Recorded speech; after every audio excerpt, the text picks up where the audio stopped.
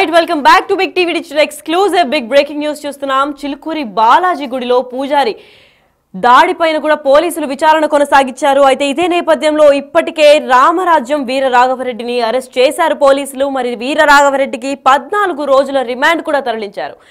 వీర రాఘవరెడ్డిని చంచల్గూడ జైలుకి ఇప్పుడే తరలించారు. దాని తర్వాత వెలుగులోకి మెల్లమెల్లగా వస్తున్నాయి వీర రాఘవరెడ్డి అనుచరులు, ఇంకా అరాచకారులు కూడా బయటపడుతున్నాయి.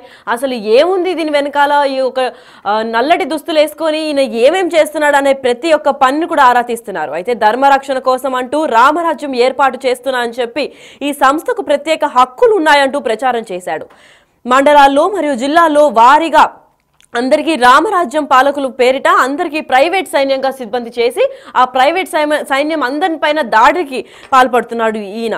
అయితే ఈ ప్రభుత్వానికి సమాంతరంగా తన సంస్థను పనిచేస్తుందంటూ ప్రచారాలు కూడా కొనసాగించాడు. ఇటీవలే పూజారులు, స్వామీజీలు టార్గెట్ గా పెట్టుకొని దాడులు కూడా చేశాడు. వీరరాఘవరెడ్డి అనుచరుల కోసం పోలీసులు ఇప్పటికే గాలిస్తున్నారు. మరి దీని గురించి మరింత అప్డేట్ ఇవ్వడానికి మా ప్రతినిధి సురేష్ కూడా లైన్ లో ఉన్నారు. సురేష్, చెప్పండి, అసలు పూజారి దాడిపై వెనుక అసలు నిజాలు ఏంటి? అండ్ ఇప్పటికైతే 14 days రిమాండ్ కూడా తరలించారు. మరి దీని గురించి పూర్తి అప్డేట్స్ ఏంటి సురేష్?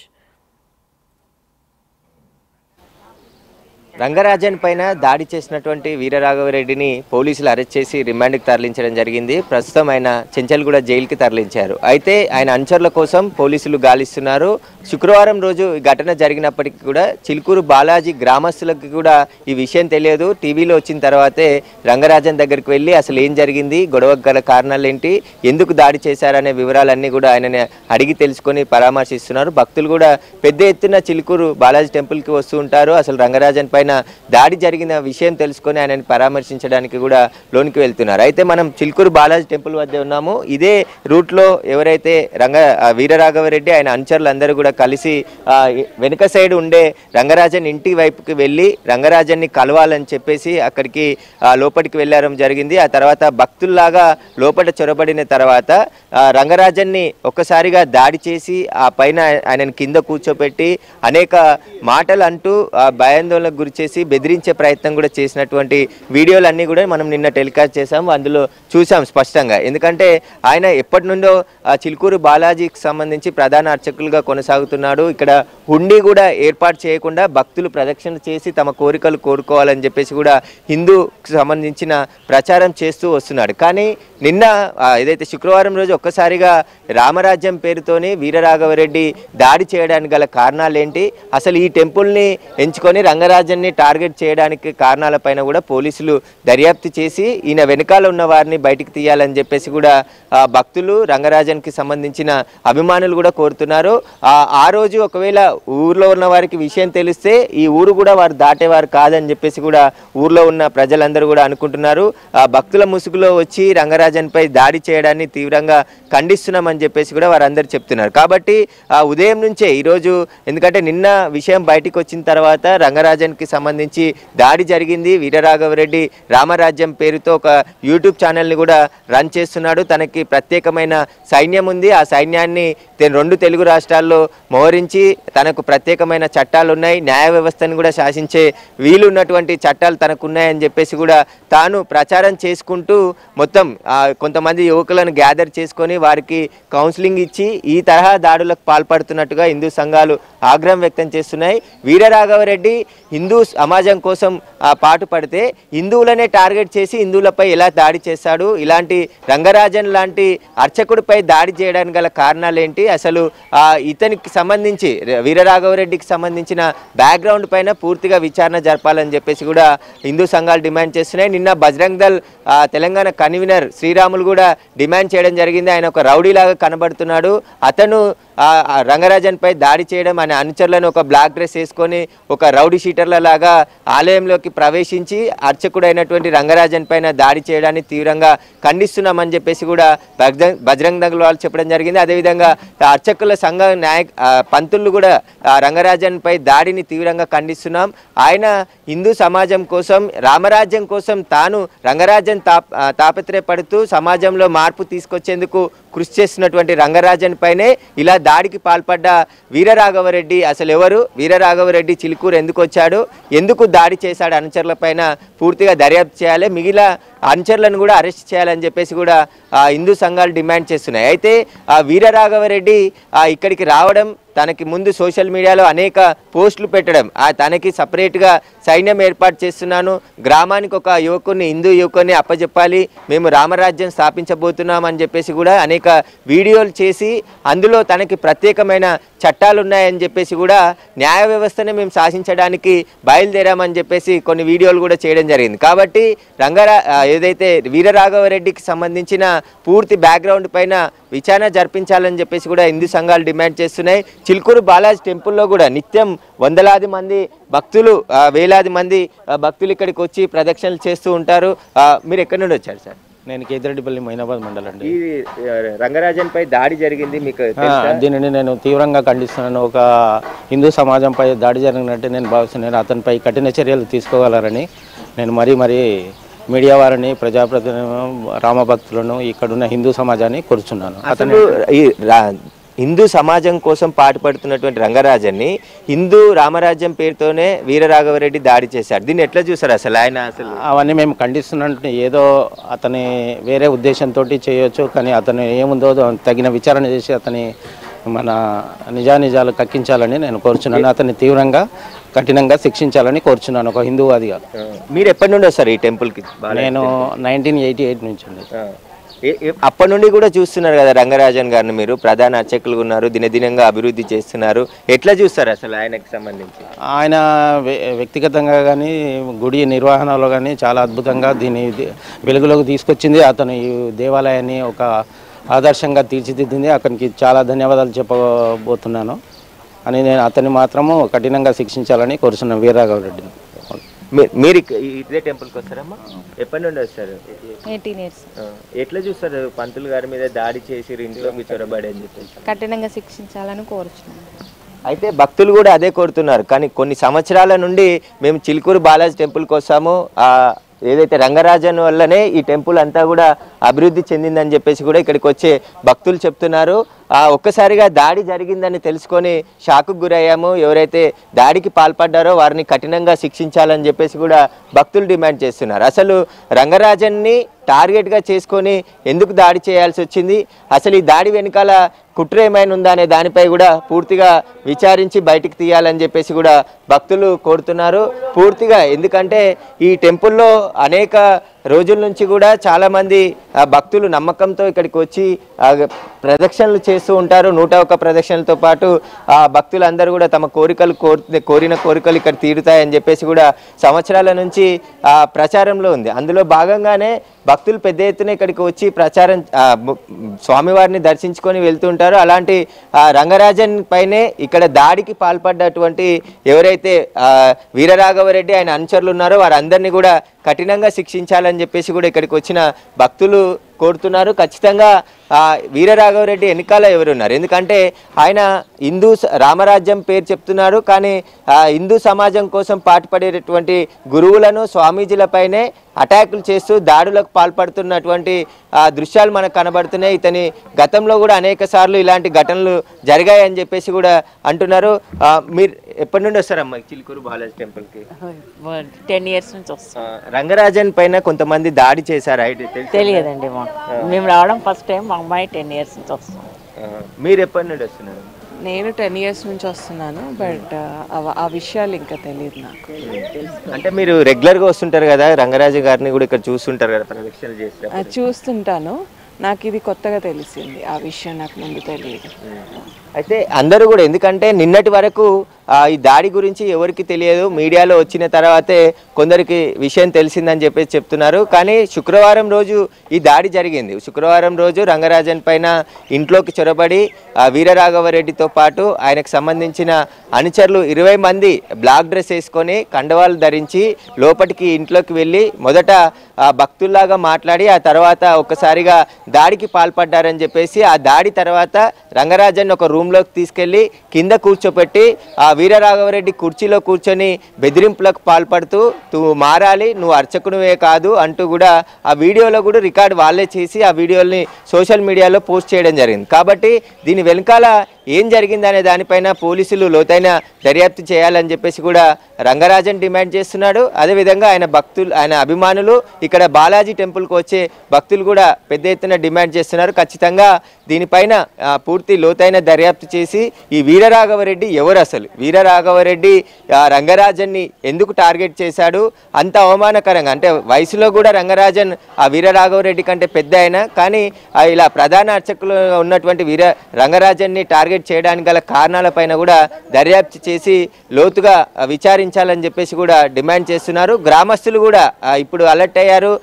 కొత్త వారు ఎవరైనా ఒకవేళ వస్తే రంగరాజన్ ఇంట్లోకి పంపించాలన్నా కూడా వారిని అడిగి వారు ఎక్కడి నుండి వచ్చారు పూర్తి వివరాలు అడిగే పంపిస్తున్నారు. కాబట్టి నేను ఎలాంటి భయపడను, ఖచ్చితంగా స్వామివారి సేవలోనే కొనసాగుతాను అని చెప్పేసి రంగరాజన్ చెప్తున్నాడు. ఖచ్చితంగా ఏదైతే ఈ ఘటనలు జరిగిందో ఈ ఘటన కాకుండా పూర్తిగా తాను ధైర్యంగానే ఉన్నాను, తాను భయపడ్డానని చెప్పేసి కొంతమంది అనుకున్నప్పటికీ కూడా అలాంటి భయాలు ఏవి లేవు. నేను ఖచ్చితంగా చిలుకూరు బాలాజీ స్వామి టెంపుల్ నిర్వహణ అదేవిధంగా స్వామివారి సేవలోనే వెంకటేశ్వర స్వామికి తప్ప నేను ఎవరికి భయపడను అని చెప్పేసి కూడా రంగరాజన్ గట్టిగా చెప్తున్నారు. అదే ఊరు ప్రజలకి కూడా ఆయన చెప్పడం జరిగింది. ఉదయం పరామర్శించిన సందర్భంలో అదే విషయం ఊరు ప్రజలకు కూడా చెప్పడం జరిగింది. భక్తులు ఎవరు కూడా ఆందోళన చెందాల్సిన పని లేదు, చట్టం పని తాను చేసుకోపోతుంది కాబట్టి అందరికీ శిక్ష పడుతుంది అని చెప్పేసి కూడా ఆయన భావిస్తున్నట్టు తెలుస్తుంది. So much for the information Suresh.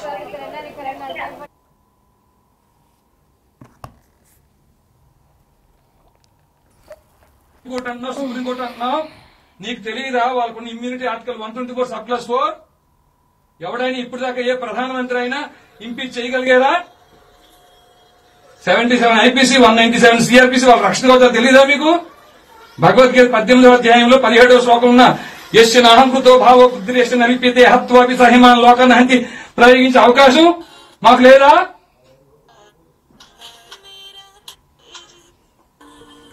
ఏమీ తెలియదండి అయ్యా. పండితులు వేషం వేసుకుని తెలియని నటవిట శూద్రుల వనితలు స్వవచమౌటకు ఉపదిశించి సంతసిల్లి స్వరలయం బులెరుంగకని శిలత్ములై సుభక్తులకు సమానమని దుడుకుగల నన్నే దొరకొడుకు బ్రోచురా. స్వరం తెలియదు, స్వరం తెలుసా, లయ తెలుసా, ఇక్ష్వాకు వంశీయులు ఏ గోత్రం ఉన్నారో తెలియదు, క్షాత్రం కలిగిన వారు మీ పరిధిలో ఎంతమంది ఉన్నారో తెలియదు. బలుకు అహంకారం ఒకటే. మీ స్వామి ఎప్పుడు దదుర్బాణాలు పట్టుకొచ్చి మీ మాటలు వినడం ఉన్నావా నువ్వు? ఈ అర్చక పురోహితులు మీ పని ఇది. మీ ఆలయ పరిధిలో క్షాత్రం కలిగిన వారు ఏ గోత్రాల్లో ఉన్నా, వైశ్య పరంపర వారు ఏ గోత్రాల్లో ఉన్నా ధర్మస్థాపన కోసం కలిలో రామరాజ్యం ఏర్పాటు అయింది. భగవద్గీత 4వ అధ్యాయం 7-8 శ్లోకాల ప్రకారంగా. అయ్యా వీళ్ళు అనుకుంటున్నారు ఏమిటి? ఆయన నా వల్ల ఎక్కలేదు నాన్న, నేను ఎగ్జామ్ లో ఫెయిల్ అయినాను, పనికిరాను అన్నావు కదా, పనికిరాను చెప్పింది వింటూ నేర్చుకో. ఇలా చూడు, వింటున్నాను, అవకాశం ఇస్తున్నా, ఉగాది వరకు సమయం ఇస్తున్నా నీకు. రామరాజ్ ఉన్న అంతా పక్కన పెట్టు, రామరాజ్య స్థాపన కోసం పనిచేయి. ఆ తర్వాత లేదా ఎవరో కాపాడతారు, ఎవరో చేస్తారు, రిట్ పిటిషన్లు ఎస్ఎల్పీలు వేస్ట్, క్యూరేటివ్స్ దాకా ఉన్నాయి, వాళ్లే దొంగలు. ఏ న్యాయమూర్తులైతే అన్బ్రైడల్ పవర్స్ తో ఆర్టికల్ 124 సబ్-4 అని ఇమ్యూనిటీతో 77 ఐపీసీతో జడ్జెస్ ప్రొటెక్షన్ యాక్ట్ తో ఇట్లాంటి రక్షణ కవచాలు పెట్టుకు విర్రవీగుతున్నారా? రక్షణ కవచాలు బ్రేక్ చేయడం కోసం వచ్చేవాడి అయ్యా మేము కూడా అయ్యా, వింటున్నారా? మేము వచ్చిందే న్యాయ వ్యవస్థ తోలు తీయడం కోసం. వాళ్ళ దగ్గరికి వెళ్ళి భిక్ష పడుకుంటావు నువ్వు, వెళ్ళి వాళ్ళ దగ్గరికి వెళ్ళి రిట్రిబ్యూషన్లు వేసి వాళ్ళు కొట్టేస్తే ఇంపీచ్మెంట్ చేసే అవకాశం నీకు ఆర్టికల్ 124 సబ్-4 ఇచ్చిందా? ఇచ్చిందా మీకు? కలిని బంధించడం కోసం వచ్చాను ఆయన. మేము వచ్చింది అయ్యా మీ రావడం అందం మాకు లేకపోవచ్చు నాయన, కానీ మమ్మల్ని పంపించిన వాడు హరిగుణ మణిమయ స్వరములు గలమున శోభిల్లు భక్త కోడులిలలో హరిగుణ శ్రీనిల గోత్ర క్షాత్రం గుండెల్లో ఉంటానంటే కాళ్ళ దగ్గర పెట్టిన దుర్మార్గుడు నేను. ఏ మాత్రం జాలి దయ లేని వాడిని. ఎందుకు వచ్చానంటే ఆ ముక్కంటి పిలిచిన పిలుపుకి వచ్చాను నేను. వీళ్ళలో ఒక్కరు కూడా వారి అన్నం కోసం కుటుంబం కోసం రాలే, ధర్మం కోసం ప్రాణం ఇవ్వడం కోసం వచ్చారు. ఆ తల్లి ఇంట్లో చెప్పి వస్తా నేను తిరిగి రాకపోతే మీరు నా కోసం బెంగ పెట్టుకోవద్దు అని చెప్పి వచ్చారు. ఇక్కడ దొంగలు ఎవరు తెలుసా నాయన? దొంగలు ఎవరు మర్డర్లు మానభంగాలు చేసేవాళ్ళు కాదు. వాళ్ళని శిక్షించాల్సిన న్యాయమూర్తులు పనిచేయటం మానేశారు తండ్రి. వింటున్నారా? ఈ న్యాయమూర్తుల మీద 197 సిఆర్పిసి ప్రయోగించాల్సిన కేంద్ర రాష్ట్ర ప్రభుత్వాలు ఈ పని మానేసినాయి. ధర్మాన్ని బోధించి క్షాత్రం కలిగిన వారిని వెలికి తీసి వాళ్ళని గుర్తించి వారి పోషణ నిమిత్తం సైన్యంగా తయారు చేయించాల్సిన అధ్యాపనం చేయాల్సిన మీ పని మీరు మానేశారు అయ్యా. అయినప్పటికీ మా ఇక్ష్వాక వంశీయుల సాంప్రదాయాన్ని అనుసరించి ఒక్క అవకాశం మీకు ఇస్తున్నాం. ఇది తప్పితే మేము రామ మహాత్మ వచ్చి చేయాల్సిన పని చేసుకెళ్లిపోతారు. విన్నారు స్వామి? మీ పని మీరు చెయ్యమని మరొకసారి మనవి చేసుకుంటున్నాం. అయ్యా పెద్దలు ఎవరన్నా మాట్లాడేదేముందా స్వామి? మహాత్మా పురుషోత్తములారా, భూషోత్తములారా, అయ్యా మంచిగా చేసుకోండి. ఓ సైనికుడిని ఇవ్వండి. అర్థమైందయ్యా? సైనికుడిని మాత్రం ఇవ్వండి. ఎందుకు ఇప్పుడు బయట మసీదులో ఏం చేస్తున్నారు మీకు తెలియదేముంది? మసీదులో ఏం చేస్తున్నారా లేదా? ఆవులను కాపాడితే నన్ను 9 రోజులు జైల్లో పెట్టిరు.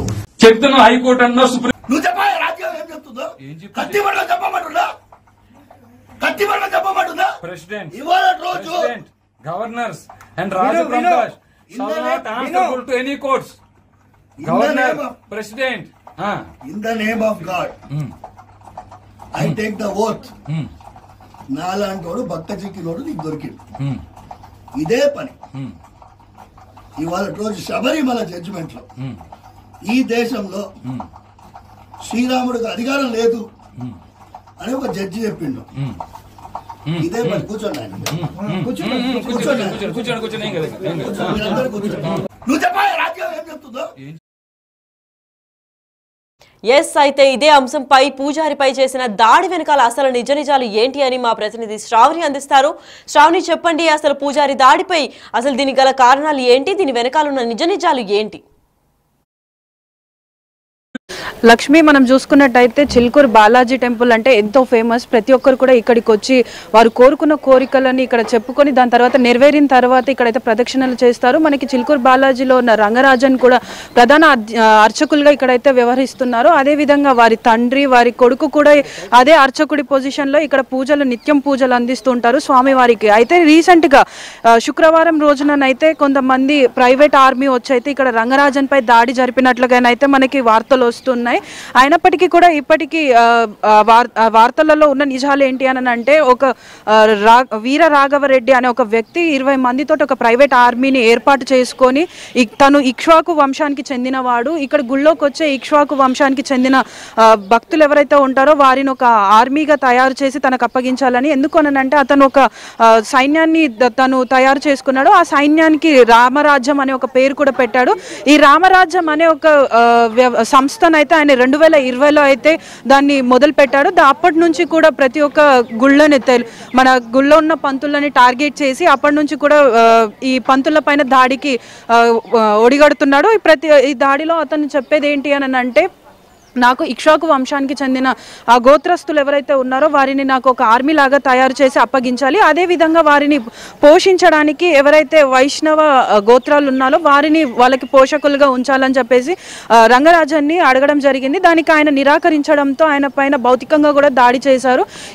ఈ మొత్తం అంతా కూడా వీళ్ళే ఎవరైతే వీర రాఘవరెడ్డి ఉన్నారో వారి సైనికులు వారే మొత్తం కూడా ఇదంతా సోషల్ మీడియాలో పోస్ట్ చేయడం జరిగింది. ఆ పోస్ట్ చేసిన దాంట్లో కూడా వాళ్ళు ఏదైతే అతన్ని కొట్టడం జరిగిందో ఆ వీడియోస్ అన్నిటినీ కూడా వాళ్ళు ఎడిట్ చేసి మరి వీటిని పోస్ట్ చేయడం జరిగింది. తర్వాత ఇది యూట్యూబ్లో వచ్చిన తర్వాత దాన్ని డిలీట్ చేయడం జరిగింది. సో ఈ విధంగానైతే ఇలా రంగరాజన్ పై దాడి జరిగిందని చెప్పేసి మనకి తెలుస్తుంది. అదేవిధంగా ఆ దాడి జరిగే సమయంలో అతని కొడుకు ఎవరైతే ఉన్నారో రంగరాజన్ కొడుకు ఆపడానికి వెళ్ళినప్పుడు అతన్ని కూడా కొట్టడం జరిగింది.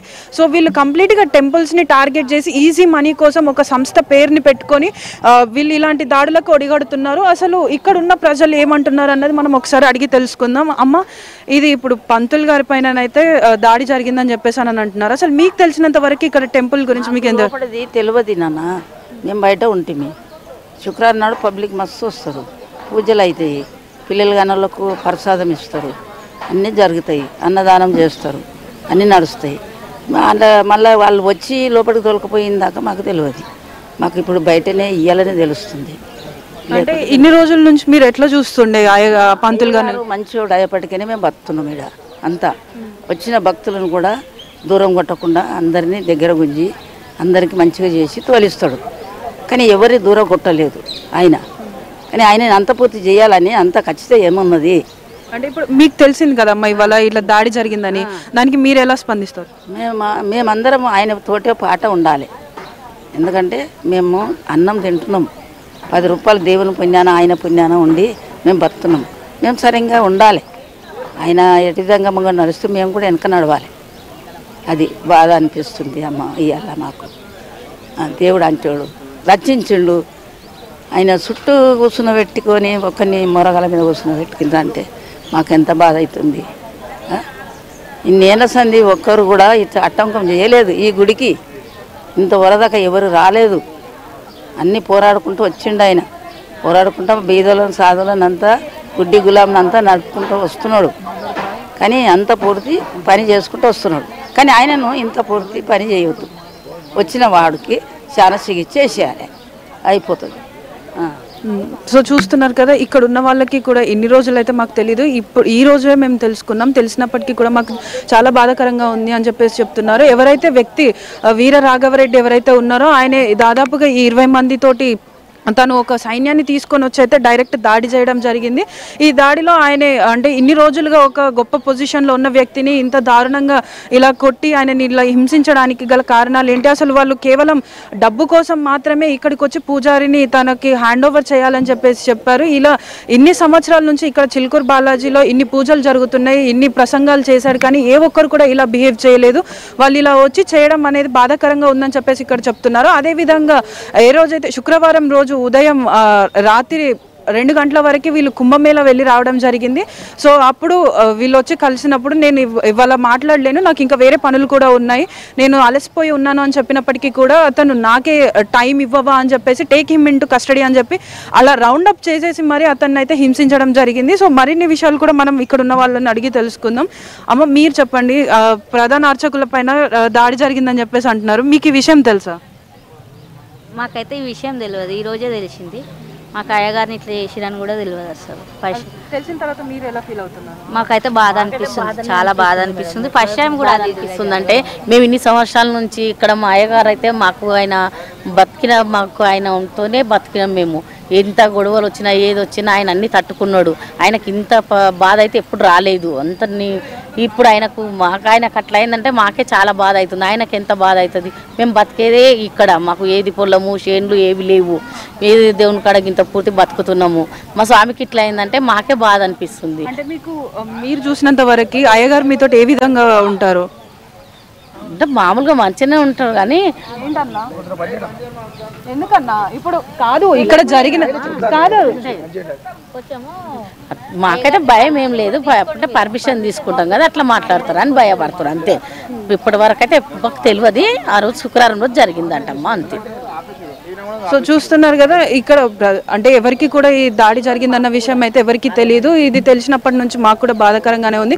ఎందుకంటే మేము ఈ టెంపుల్ ఉన్నప్పటి నుంచి మేము ఎప్పటి నుంచో ఇక్కడ మేము ఉంటున్నాము. మాకు ఎలాంటి ఆస్తులు లేవు, ఏమి లేవు. మేము ఇక్కడ టెంపుల్లో టెంకాయలు మరియు పూలు అమ్ముకుంటూనే మేము మా జీవనాన్ని కొనసాగిస్తున్నాం. అప్పటి నుంచి కూడా మాకు ప్రధాన అర్చకుల గురించి తెలుసు. కాబట్టి మాకు ఇలా జరగడం అయితే చాలా బాధాకరంగా ఉంది. ఇది కేవలం డబ్బుల కోసం, ఏదైతే ప్రైవేట్ ఆర్మీ అని చెప్పుకుంటున్నారో వాళ్ళు కేవలం డబ్బుల కోసమే ఇలా హింసించి వీళ్ళు ఇప్పుడు ఇలా దాడి చేస్తున్నారు. అదేవిధంగా ఇంకో 2 పంతుల పైన కూడా మేము దాడి చేశాము అని చెప్పేసి మనకి అక్కడ ఉన్న వీడియోలలో, మనకి ప్రొవైడ్ చేసిన వీడియోలలో కూడా వాళ్ళు తెలుపుతున్నారు. అంటే కేవలం ఏదైతే ఈజీ మనీ ఉందో జస్ట్ 10th పాస్ అయిన వాళ్ళని మాత్రమే రిక్రూట్ చేసుకొని ఈ సైన్యాన్ని ఒక పెద్ద సైన్యంగా ఫామ్ చేస్తున్నారు. అంటే ఇప్పుడు అంటే ఎలాంటి అవగాహన లేని పిల్లల్ని తీసుకొని వీళ్ళు ఒక సైన్యంగా ఫామ్ అయ్యి ఇలా మన హిందువులలోనే హిందువులకి గొడవలు పెట్టే విధంగా వారిపైన దాడి చేసే విధంగానైతే చేస్తున్నారని తెలుస్తుంది. Lakshmi, Thank you so much for the information, Shravani.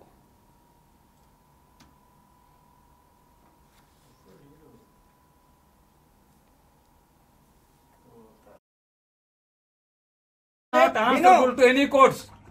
Governor, President. In the name of God, I take the oath. నాలాంటోడు భక్త చిక్కినోడు నీకు దొరికిండు. ఇదే పని ఇవాళ రోజు శబరిమల జడ్జిమెంట్ ఇక్కడ చెప్తున్నావు. హైకోర్టు అన్నావు, సుప్రీంకోర్టు అన్నావు, నీకు తెలియదా వాళ్ళకున్న ఇమ్యూనిటీ ఆర్టికల్ 124 సబ్-4? ఎవడైనా ఇప్పుడు దాకా ఏ ప్రధానమంత్రి అయినా ఇంపీచ్ చేయగలిగారా? 77 ఐపీసీ 197 సిఆర్పిసి వాళ్ళ రక్షణ కోసం తెలీదా మీకు? భగవద్గీత 18వ అధ్యాయంలో 17వ శ్లోకం ఉన్న యస్య నాహంకృతో భావో బుద్ధిరేష నలిపితే హత్వాపి సహిమాన్ లోకాన్ని హంతి ప్రయోగించే అవకాశం మాకు లేదా?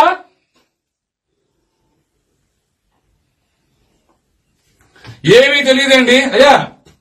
పండితులు వేషం వేసుకుని తెలియని నటవిట శూద్రుల వనితలు స్వవచమౌటకు ఉపదేశించి సంతసిల్లి స్వరలయంబులెరుంగకని శిలత్ములై సుభక్తులకు సమానమని దుడుకుగల నన్నే దొరకొడుకు బ్రోచురా. స్వరం తెలియదు. స్వరం తెలుసా? లయ తెలుసా? ఇక్ష్వాకు వంశీయులు ఏ గోత్రం ఉన్నారో తెలియదు. క్షాత్రం కలిగిన వారు మీ పరిధిలో ఎంతమంది ఉన్నారో తెలియదు. వైశ్య పరంపర 44వ శ్లోకంలో చెప్పిన వైష్ణవ కృషి గోరక్ష వాణిజ్యం మీ ఆలయ పరిధిలో ఎంతమంది ఉన్నారో తెలియదు. అన్య మత ప్రార్థనా మందిరాల్లో బోధిస్తున్నారు ఈ దేశాన్ని ఎలా దోచుకోవాలని. తెలిసిందల్లా ఒకటే, బలుపు అంతా ఒకటే, బలుపు అహంకారం ఒకటే. మీ స్వామి ఎప్పుడు దదుర్పానాలు పట్టుకొచ్చి మీ మాటలు వినడానికి ఉన్నావా నువ్వు? ఈ అర్చక పురోహితులు మీ పని ఇది. మీ ఆలయ పరిధిలో క్షాత్రం కలిగిన వారు ఏ ఏ గోత్రాల్లో ఉన్నా, వైశ్య పరంపర వారు ఏ ఏ గోత్రాల్లో ఉన్నా ధర్మస్థాపన కోసం కలిలో రామరాజ్యం ఏర్పాటు అయింది. భగవద్గీత 4వ అధ్యాయం 7-8 శ్లోకాల ప్రకారంగా. అయ్యా వీళ్ళు అనుకుంటున్నారు ఏమిటి? ఆయన నా వల్ల ఎక్కలేదు నాన్న, నేను ఎగ్జామ్ లో ఫెయిల్ అయినాను, పనికిరాను అన్నావు కదా, పనికిరాను చెప్పింది వింటూ నేర్చుకో. ఇలా చూడు, వింటున్నాను. అవకాశం ఇస్తున్నా, ఉగాది వరకు సమయం ఇస్తున్నా నీకు. రామరాజ్ ఉన్న అంతా పక్కన పెట్టు, రామరాజ్య స్థాపన కోసం పనిచేయి. ఆ తర్వాత లేదా ఎవరో కాపాడతారు, ఎవరో చేస్తారు, రిట్ పిటిషన్లు, ఎస్ఎల్పీలు వేస్ట్. క్యూరేటివ్స్ దాకా ఉన్నాయి, వాళ్లే దొంగలు. ఏ న్యాయమూర్తులైతే అన్బ్రైడల్ పవర్స్ తో